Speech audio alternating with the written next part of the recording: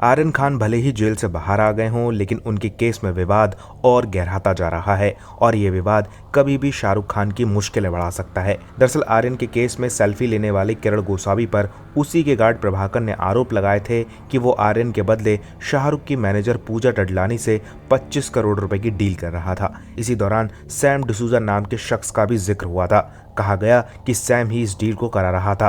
तमाम विवादों के बीच अब सैम खुद सामने आया है और उसने ये दावा किया है कि पूजा डडलानी ने आर्यन के बदले किरण गोसावी को 50 लाख रुपए की टोकन मनी दी थी। सैम ने कहा कि इसमें उसका कोई हाथ नहीं है। किरण गोसावी और प्रभाकर ही ये डील कर रहे थे और बाद में पैसे लेकर उनकी लड़ाई भी हुई। सैम ने यह भी कहा कि इस मामले में समीर वानखेड़े का कोई हाथ नहीं है। उनको तो ये पता भी नहीं था कि उनका नाम लेकर डील की जा रही थी।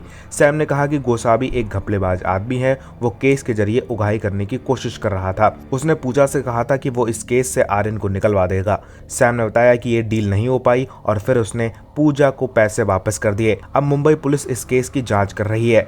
अगर ये बात साबित हो गई कि आर्यन को लेकर किसी तरह की कोई रिश्वत दी गई तो इससे शाहरुख के लिए मुश्किलें खड़ी हो सकती हैं। पुलिस शाहरुख और उनकी मैनेजर पर सख्त कदम उठा सकती है। फिलहाल तो ये केस अब और उलझता चला जा रहा है। अब देखना होगा कि सैम के बयान के बाद पुलिस इस पर क्या एक्शन लेती है।